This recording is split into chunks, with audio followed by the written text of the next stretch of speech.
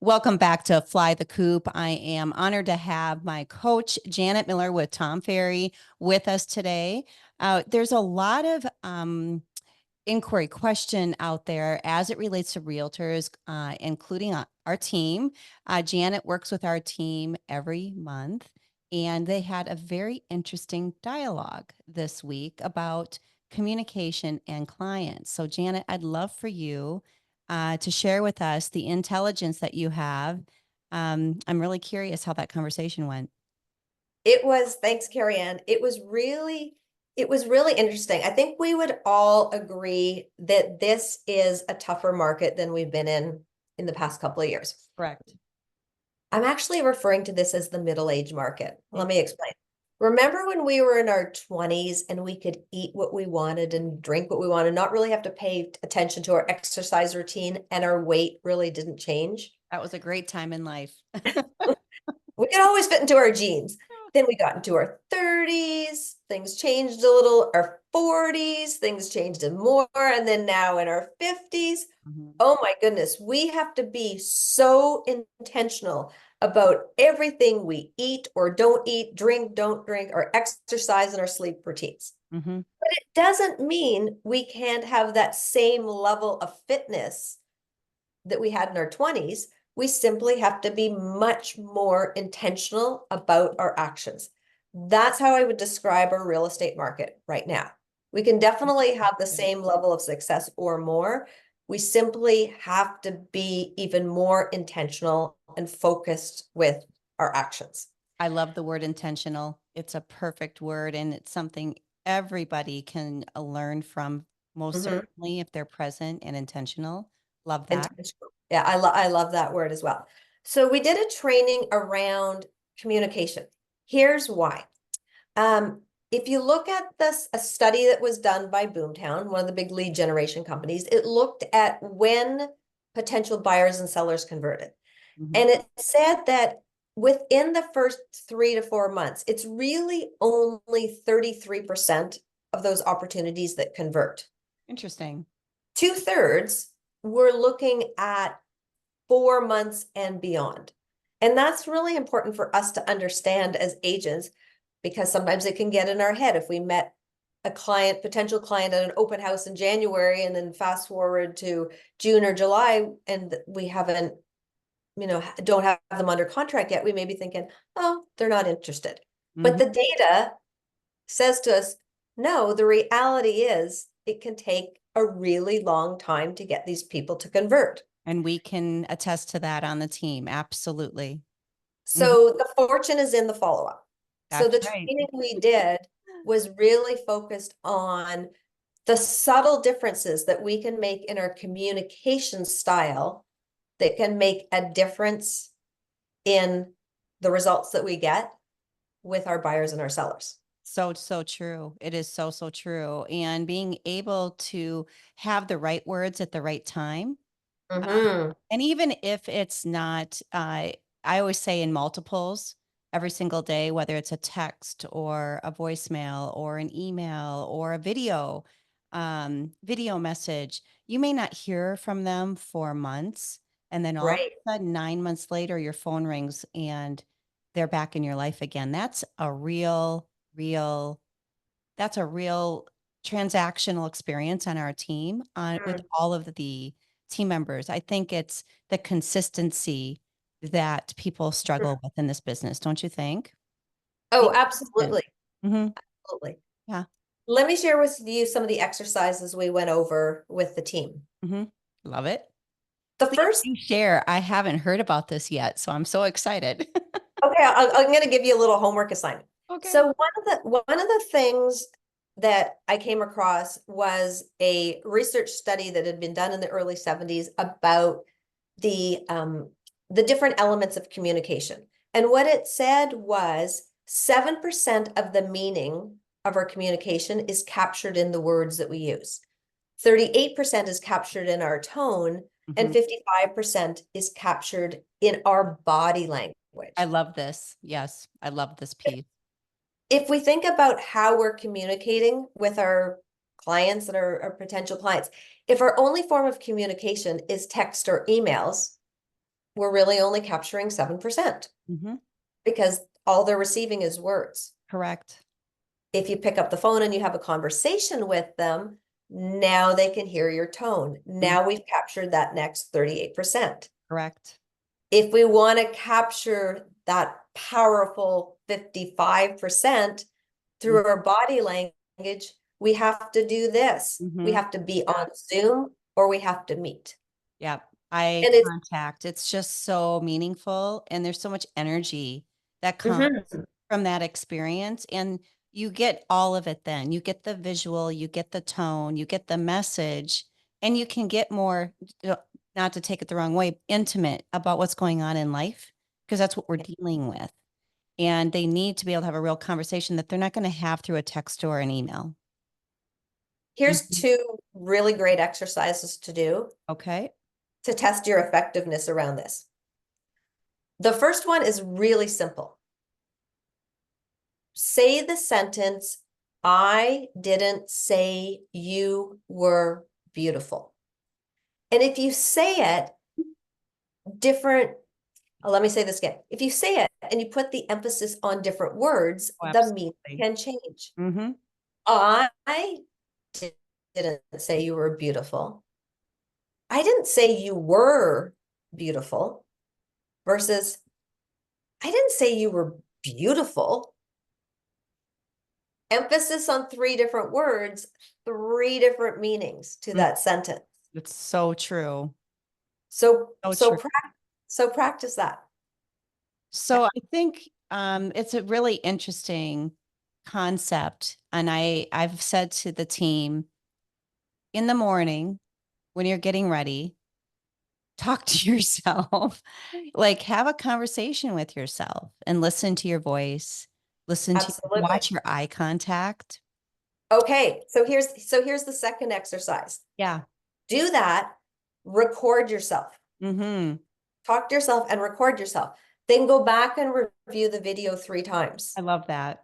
The Yeah. first time you're going to review it, you're not even going to watch it. You're just going to put your phone down and you're going to listen to your voice because you're going to listen for your tone. You're going to listen to the speed. You're going to listen if you're very clear. You're going to listen if you're monotone, how you end a sentence. Do you use a dramatic pause? What's your tone like? Then you're going to review it a second time, sound off, but you're going to watch yourself exactly for what you said. How's your eye contact? Are you fiddling with your hair? Are you playing with your clothes? Are you scratching your face? What are you doing? What is your body language? Are you leaning in? Are you talking too much with your hands? Mm-hmm. And then the third time is grab a transcript of what you say and read the words. Are you using and but like Right. so literally actually stuff? Or are you very articulate? Mm-hmm. You're absolutely right. And do that and do that. Imagine you're at an open house. Imagine you're doing your listing presentation. Imagine you're sitting down and do your buyer's consultation. Mm-hmm. By doing those 2 exercises, you will absolutely strengthen the power of your communication. You're absolutely right, Janet. That's why I love Janet so much. No, I'm serious because, as you're growing a team, as a coach, I think the team absolutely adores me in real time when I'm problem solving. Like, pick up the phone. What do I say now? What do I do now? But I can sound like a broken record, right? Like when you start talking about the underbelly of the daily grind of the work. What's cool about coaching is you have somebody like a Janet in your life, and it's another perspective, a perspective that your team can listen in on and it'll resonate. I call them nuggets. Grant always teases me about my nuggets, but I believe in the nugget. You could sit in on a full day event and feel like you could walk out and say, I feel like I just wasted my day. Or you could walk out and say, I learned one nugget today that is so Mhm. valuable. And that's what I would always say about coaching. You may not be able to utilize all of it, but it's the small nuggets that you implement that resonate and are so meaningful in the growth of your personal business. The team is Mhm. about teamwork, but individually, we all are trying to grow as well and trying to build our business. Janet does a beautiful job of that. communication is critical right now. Can And I it's really cool. Really, really can I cool. give you another nugget? Yes, It's around the word just. There's a right way to use it, and there's a way that we need to stop using it. I agree. I agree. We are absolutely allowed to use the word just if we're referring to a point in time that recently happened. Hi, Cari Ann, I just sent you an email. I just sent you a text. Mm-hmm. Absolutely fine. But what we need to stop saying in our written communication and our verbal communication is using it in the context of justifying. We Mm, need to stop saying, I just wanted to follow up. I just wanted to check in. I agree. It diminishes the power of what we're saying. Oh, I even when you're texting or putting an email together, I reread. And I don't know what goes on with that word psychologically because it didn't used to be in the DNA. I don't know what happened that it is in our DNA now, but I Hmm, I do it. Like, why did I put that word in there? You don't even know you're doing it. right. So double checking what you're saying when you're speaking. I'm really good about it when I'm not, when I'm talking, texting and Hmm. emailing. You have to really be cognizant because it's really easy to zip that in there and it's not the right time or the right place to be using the word. Totally agree with you. It's and it's interesting how we use it just so often. I was I know. last weekend, I was at a store returning an item, and I walked up to the cash and I said, I just wanted to return this. Mm-hmm. I didn't need to say that. I know. I know. I I'm do the same returning this. thing. Yeah, it is odd. I wonder why. I wonder where it came from because I don't remember that being like a regular thing in my No. vocabulary, but it is now and it is frequent. I catch the team saying it when I'm out with clients. It's a word. So maybe justification. Maybe people are feeling the need. They don't even know it consciously, right? They're just, there's this need to justify. Then there's the word just, justify. Hmm. So we need to eliminate that. Yeah. Eliminate that. Mm. And then another part of the in that training we talked about is what to do after we send an email. And Cari Ann, I'm sure you do this already. It's really simple and it makes a difference. When you send an email out, at the bottom of the email, you're going to say, does that match what you need? Did I miss anything? So you Hmm. end it with a question. You hit send. Hmm. Now you pick up your phone and you're going to text somebody. You're Hmm. going to text that person. Hi, Cari Ann. I just hit send on the email regarding helping you get into your new home by December, whatever the topic is. Yep. I love that. You know, give me a thumbs up if you received it. I'll give you a call by the 10th of the month if I haven't heard back from you before then. Yeah. Critical, especially early Absolutely. in the relationship, right? I Mm-hmm. mean, I think we can all say that everybody out there is really juggling a lot of balls right now, especially if there's a chronic dialogue going on. And if you can keep that at the front of mind, being reasonable, like real life, right? There's a chronic dialogue going on with texting and emailing. That's one thing. But early on in the relationship, absolutely. I call it the threes. So you send the email, you leave a message, you text. Mm-hmm.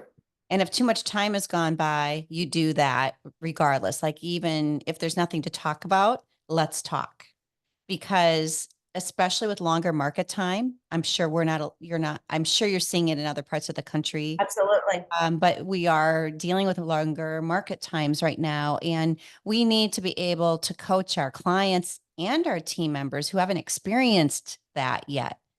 Normal for us, we've been around a long time. Not normal for somebody who's been selling for 3 to 5 years. That freaks them out. Right. So understanding the analytics and It's understanding what's normal.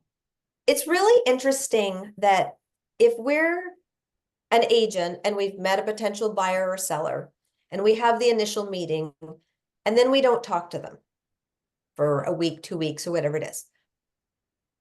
our mindset can often go to the place of, oh, I guess they're not interested, or they're not going to buy anymore, or they're not selling, or they haven't made a decision.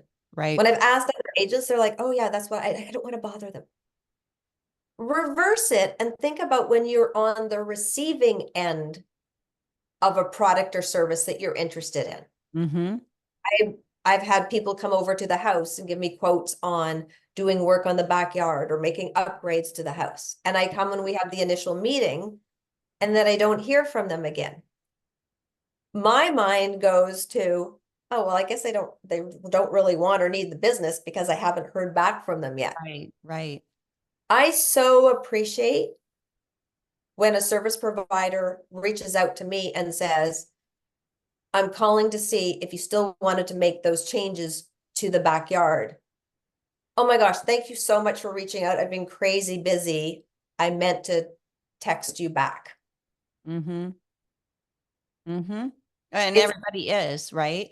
So mhm, that's the other great point to make in the follow-up and the communication piece. I don't know about you folks, but I feel like everybody, it doesn't matter who I talk to, is just chronically busy, mhm. almost to the point of a state of a bit of overwhelm. I don't know why that is. I think personally it's technology. That's what I think.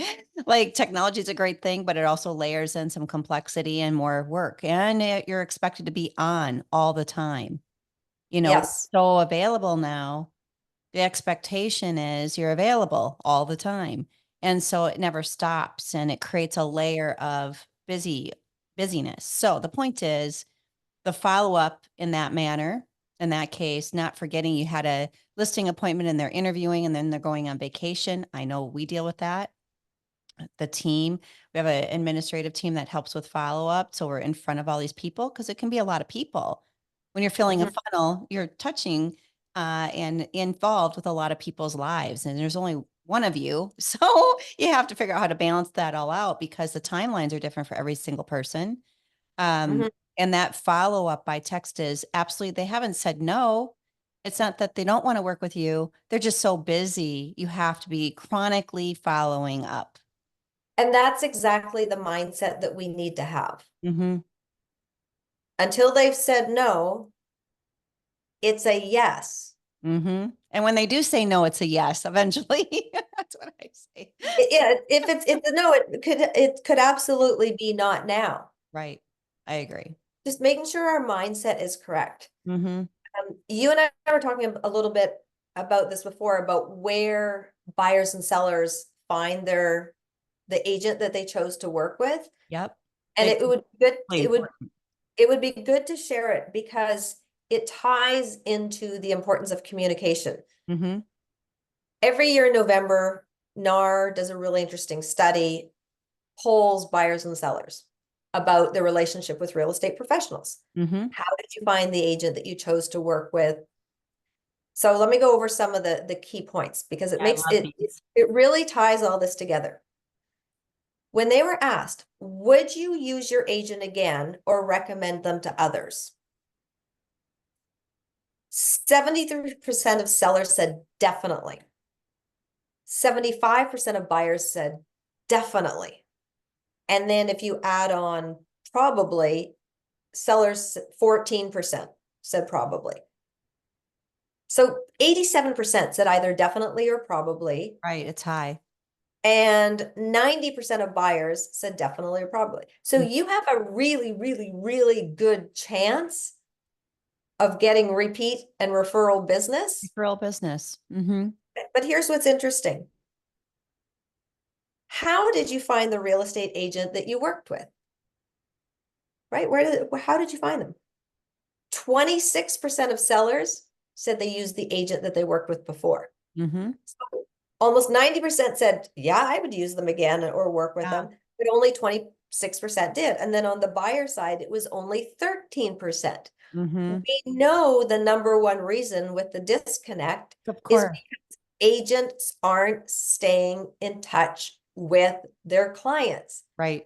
Just screams the opportunity to stay connected to the people that you've helped buy or sell. Absolutely.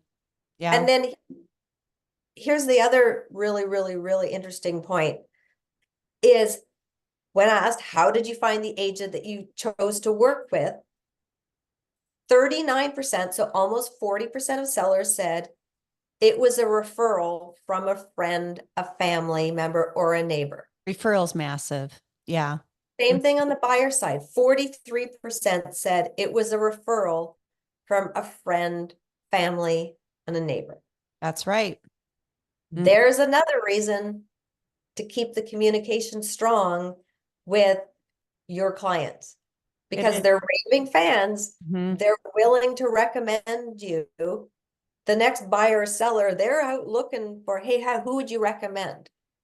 So if you're really good at communication and staying in front of people, it's Mhm. going to create an abundance of business for you. Absolutely.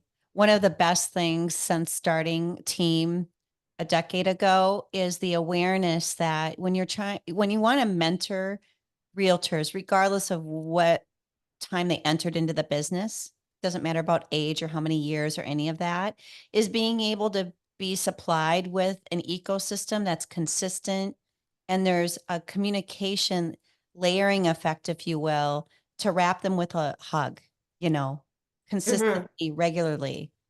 And that it's a formula for sure, especially in an ever changing, the DNA, I call it, of follow up and these CRM options that are never perfect, right? And having the support systems in place to help implement all of that along with all of the chronic changes happening. So the Right. point is being able to, as a team, work collectively with Mhm. the brand being able to support a consistent stepping stone of Right. regular communication to me is critical in what is a changing market right now. Your friends, your family, your referral work, the people that love and trust you are your people. And there's a lot of them out there, which is what I want to just drop on. There's plenty of work. There's like plenty of people to help out there. Right. Plenty of people that need help out there. There's room for everybody in this business. I've always said that. There's so much competition. Really, there's not. There's a lot of people to help. So I feel like if you are a person who wants to be in the business, if you understand the fundamentals of communication and you Mhm. understand the fundamentals of follow up and you understand where your people are coming from, those are really the three comments I'm hearing from you, touch points that are so critical. You're going to win the day. Absolutely. And it's interesting, right after we jump off this podcast, I'm going to be doing a training with your team. And it's because it's going to be the first time I'm meeting with them after we did the training of what we just talked about. So I'm super excited to hear back from them. How have you put this into place and what's worked for you? Yep. And one of the reasons I just love the team model is because I know your agents are going to share, hey, I put this into action. There's going to be another member of your team who's going to learn from that as well. It's one thing for them to learn from you, learn from me, but Absolutely. it's just so powerful when they can learn from their peers. Mhm. You did that and it worked. Amazing. I'm going to do that as well. That's really interesting. I had that same situation last week. That's just the power of being part of a team. So Grant is one of our team members, and every Monday we have an L10 meeting. The team does. I had to film that day for one of our lifestyle videos, and Grant had called me and said, "What a great meeting today!" Because everyone's just popping, like at the Mhm. business. There's just real not. It's not all easy work at all, but it's successful. Nolan just landed a transaction that he thought he lost in a multiple offer, and he got back in because that deal fell apart, and he won, competing against nine other agents. Steph just Mhm. hit her 8 million mark, Janet, mid-year. She just hit 8 million in production, which is amazing. And her Amazing. average sale price this year is 1.7 million. Can you believe that? It was 425 last year. I could go on and on. All of them, each individual agent's just doing brilliantly well. I'm so proud of them and I'm so grateful for you. And I would love to sit here and talk to you forever, but I know that you have to jump. You had a 30 Well, minute. and I have to jump and I have to be with your team. So here's what I'll leave you with as a closing thought. Because what kept popping into my head as we were talking was that African proverb that says, if you want to go fast, go alone. But if you want to go far, go together. And that's really what you're building and you have built already with the Cari Ann Carter Group. Thank you. I appreciate that. And I appreciate you and the Tom Ferry organization, all of it. So thank you so much, Janet Miller, everybody. Check her out. We're going to have her link below. Tom Ferry is an international coaching organization, and Janet Miller is an incredible coach. So thank you for being with us today. We always appreciate your time. We know how busy you are, Janet. No problem. I'm going to go see your team right now. Okay, See you soon. okay, one more thing. Don't forget to click and subscribe. If this was valuable to you, please do follow us, and then you'll be pinged on all of our future podcasts, listings, and lifestyle videos. See you next time on Fly the Coop.